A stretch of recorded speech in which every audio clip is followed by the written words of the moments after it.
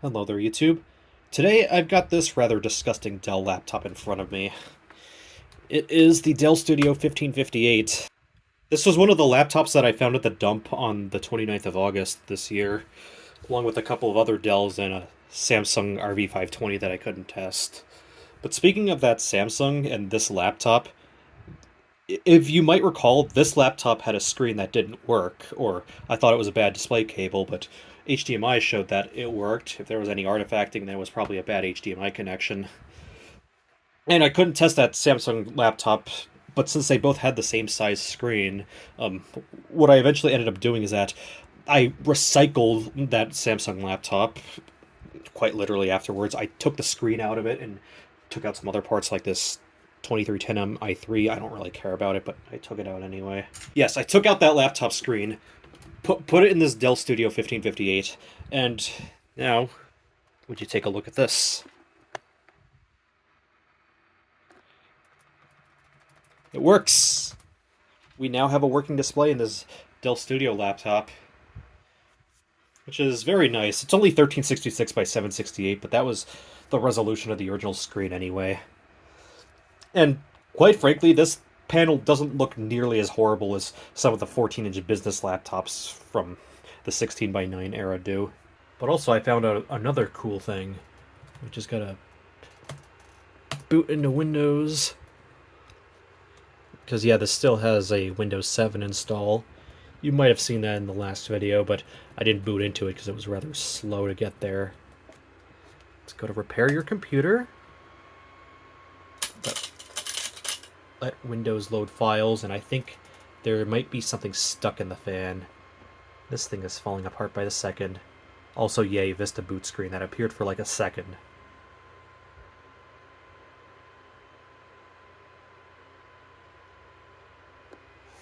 Alright, let's select our keyboard method. And Paul owned this computer. I had to crack the password off of this one. The username or password isn't correct. Oh, okay, Paul. And no password. There we go. And this has it. This has it. Recovery media! Yes, this has the recovery media for Windows 7 Home Premium. I want to say it's 64-bit because this shipped with 6 gigs of RAM brand new. Come on. It's probably taking its time. Yeah, it is. Welcome. Click next to restore your computer to the most recent full system backup. Restore computer and preserve my newer change files. No, I want to delete all the data because the idiot that owned this before me didn't delete his data. Restore my computer entirely. Factory image from the 24th of August, 2010. To restore without preserving newer changed files. Yes, continue. Nuke all the data for all I care. It's not mine. Not that I care. And this process cannot be canceled, but that is fine because I don't want to cancel it. Also, is this window movable?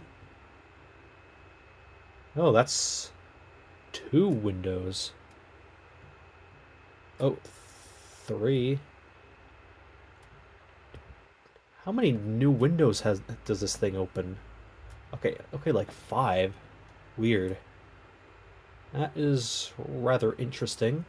Also, since this is a rather slow process, I want to take this opportunity to talk about my previous rants, like the previous 2 from like last week.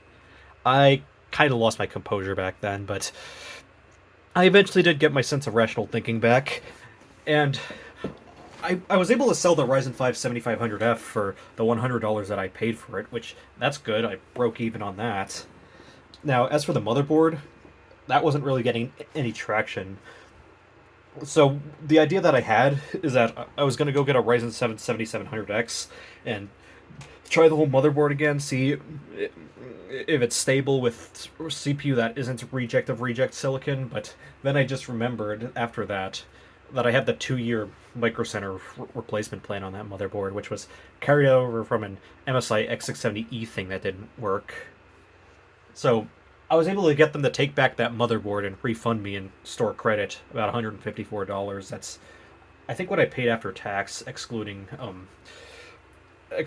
excluding the 2-year replacement plan. I got refunded for the motherboard, and I was about to go buy a 265K motherboard combo, but Micro Center didn't have any of that board in stock, so I had to leave empty-handed that day. Well, okay, not really. I got some Arctic MX cleaner and some thermal paste spatulas to make thermal paste applications and cleanings a lot easier. Pretty much got the whole AM5 thing solved, mostly.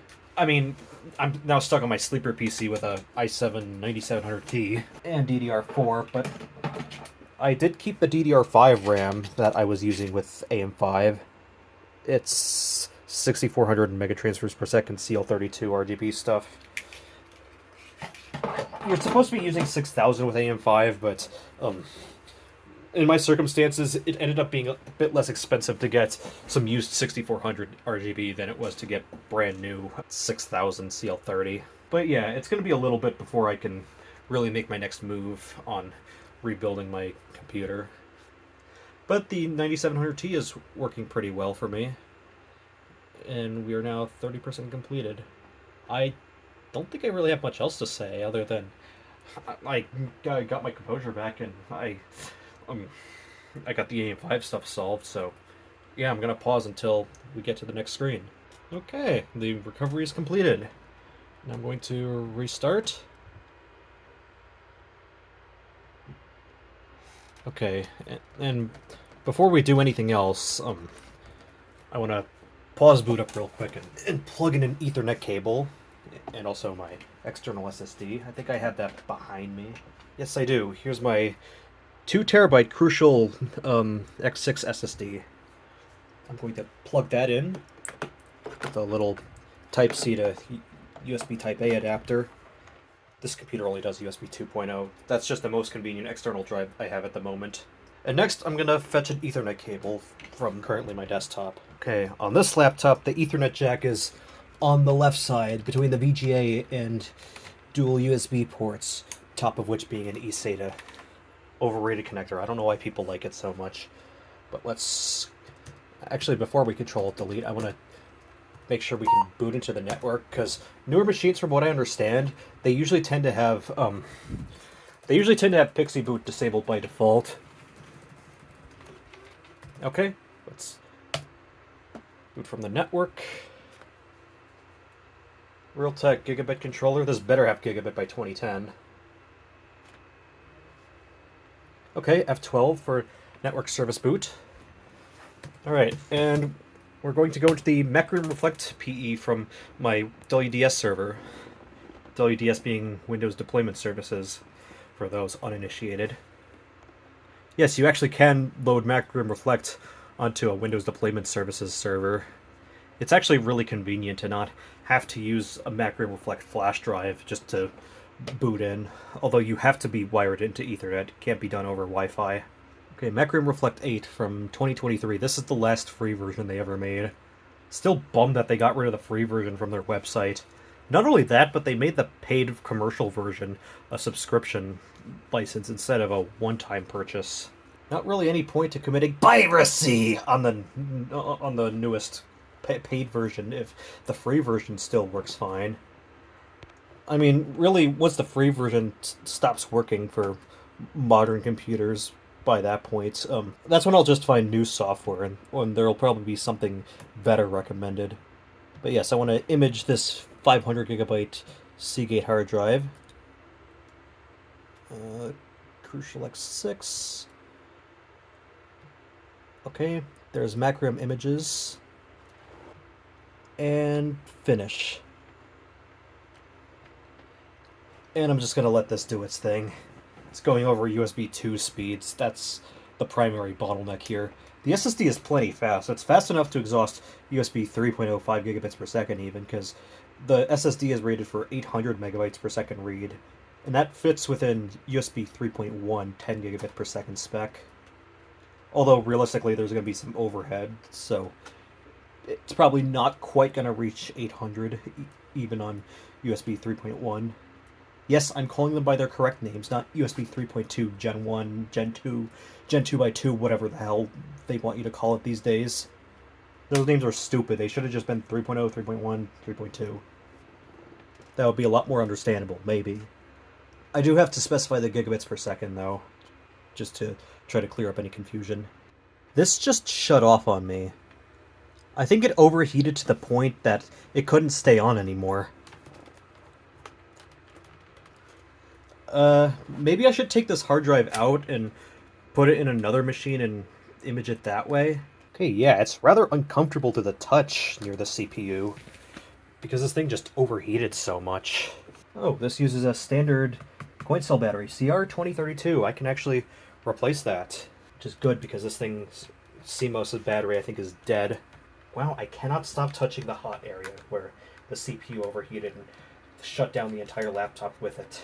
500 gigabytes, 7200 RPM hard drive, 07D, so this is an original hard drive. That's good, but unfortunately, when I checked Crystal Disk Info on the original install, it said that this hard drive was in caution status. I'm going to remove this from its caddy and plug it into an external enclosure and back it up on my desktop. Even though this one is kind of beaten up and kind of hard to really want to keep, I'm going to be a nice guy and I'm going to replace that old Mitsubishi battery with one of my EA stars. I got like 20 of them back in 2023 for this very specific reason, to refuel any laptops or computers or whatever needs CR2032s that may have a non-working one. I mean, at least this uses a socketed CR2032, not a plug-in one, because I don't have any of those, and I don't really have the skills or the confidence to make one myself. I think this laptop is cooled down enough now that I can power it on. But now I know that I gotta replace the thermal paste in this, which, quite frankly, is rather expected for a 15-year-old laptop with dedicated graphics.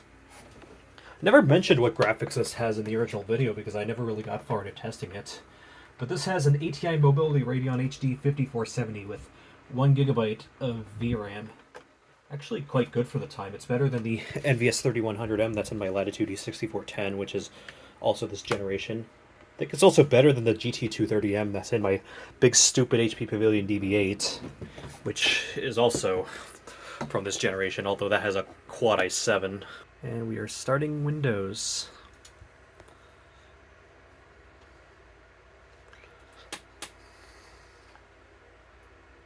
That's already a lot faster than the previous install that was on here.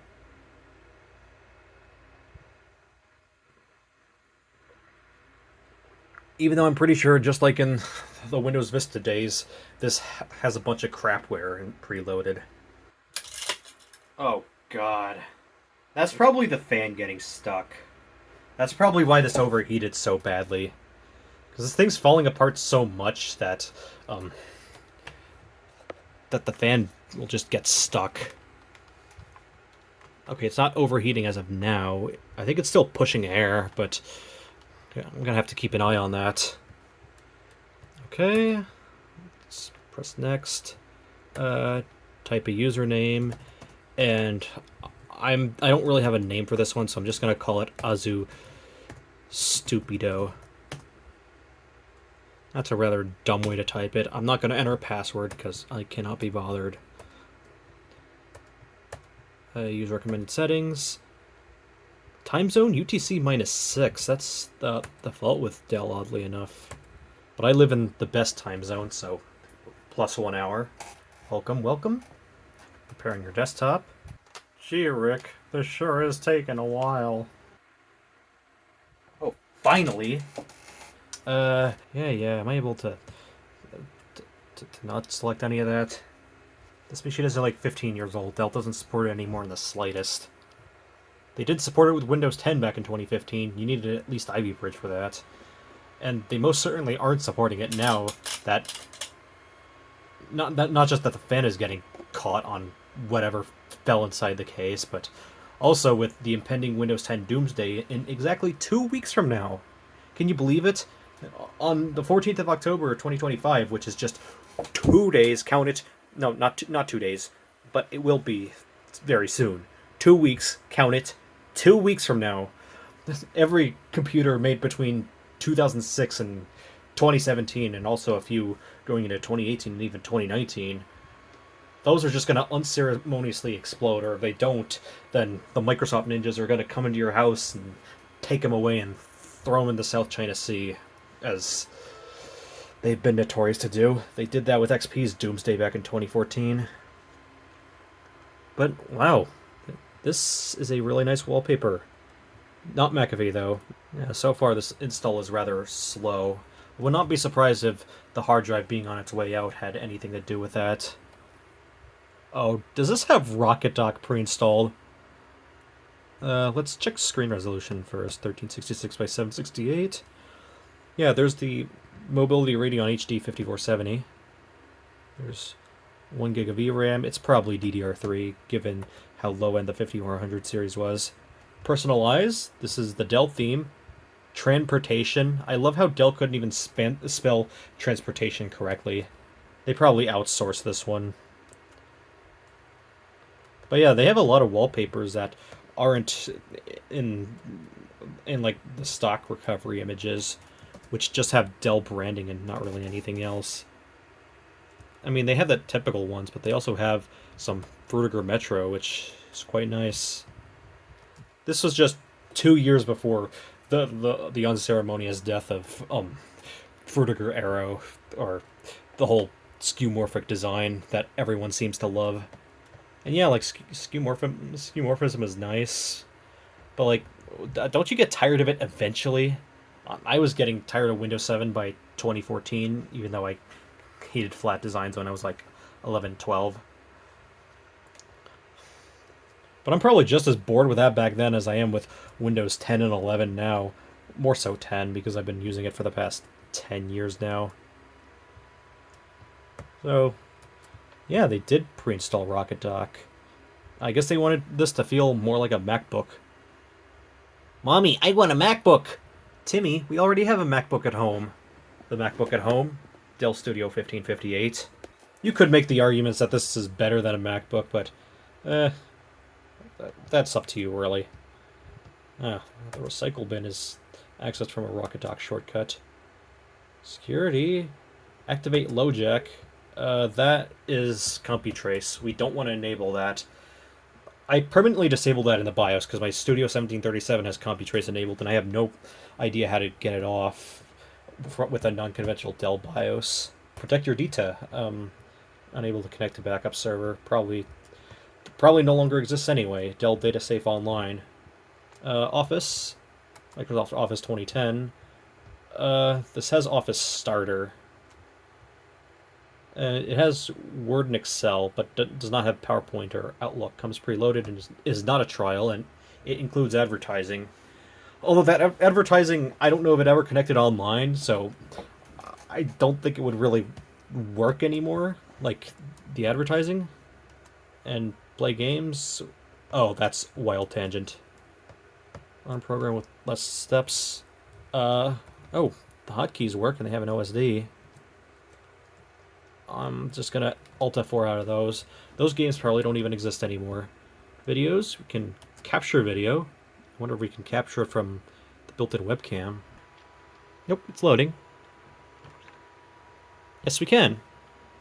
Hi there, by the way, from my Google Pixel 6a, recording rather mediocre video quality, but it works. It's more convenient to get the videos off of this than an iPhone, which is why I'm using it, really. Enhanced audio controls. Wonder what's so enhanced about that. That takes a rather long time to load. It's not all that comfortable to look at. Photos. Oh, take pictures. That's also using the webcam. Internet Explorer, my blog, parental controls, email and chat. Neither of these work anymore. Skype is dead, and so is Windows Live Messenger. Skype only just recently died, whereas Live Messenger has been dead forever. i5 450M, 2.4 gigahertz. Basically a 520M with much lower boost clocks. 6 gigs of RAM, which that is very nice. I would have killed for that back in 2015, 2016, even as late as 2018. The fan keeps getting trips in this thing. Okay, we're still doing fine. I'm gonna have to check what is up with that fan and why it keeps getting caught. That's gotta be part of the whole repaste job. But it looks like getting into this is gonna be quite annoying, so I'm gonna have to do that at a later date, more so when I feel like it.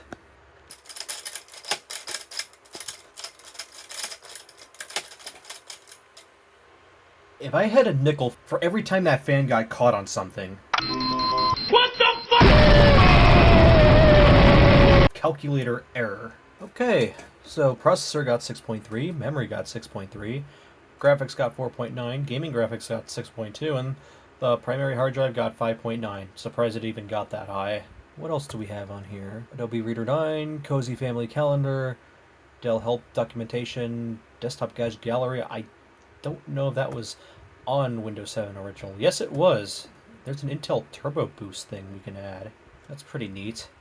I kind of miss gadgets, but then again, they were a security risk, so that's why they were eventually removed with later Windows 7 updates. Windows Anytime Upgrade, remember that. Windows DVD Maker, all your typical Windows stuff. XPS Viewer. I do not want to drag that. Absolute Software, that has LoJack, aka CompuTrace. Accessories, typical accessories. Catalyst Control Center, back during those days with ATI, or actually AMD took over ATI by this point, and this was the last generation to be branded as ATI. Dell Doc, Dell Software and Utilities, Service Agreement. It's just the Getting Started guide under Software and Utilities. Wonder what the Dell Dock is supposed to be. It's definitely not an actual laptop dock, because this laptop does not have that port, given that it's a completely consumer design. Likewise, the Inspiron XPS, even though that shares a lot in common with a Latitude D800, it being a completely original design from that means that it doesn't have a docking base, which I guess is rather expected because it already has all the ports you need. I guess that never opened. There's Dell Data Safe, local backup, online. I wonder what local backup will do. Backup restore. It can create recovery media. Create a set of system recovery disks. I wonder if that has a limit to it, like HP does. I hope not. Because if I can make disks, then that would be great, so that way I don't have to upload the image to the Internet Archive. Because the image is like 16 gigs big, and the Internet Archive servers are like notoriously slow. There's the Dell Support Center, Dell Webcam, LiveCam Avatar Creator. I'll have to check that out one day. But not tonight. Games, Plants vs. Zombies. That is probably through Wild Tangent. Yes, it is. Let's see what else this has. Play games, more casual games, enthusiast games. Probably no Crisis. This laptop is not going to run it. Or it probably could, but at low settings. More kids games, more MMO games, Bejeweled 2 Deluxe, Fate Undiscovered Realms, not Fate Grand Order, Sag. Admittedly, I've never even played any of the Fate games, nor do I really know much about that franchise, but I digress.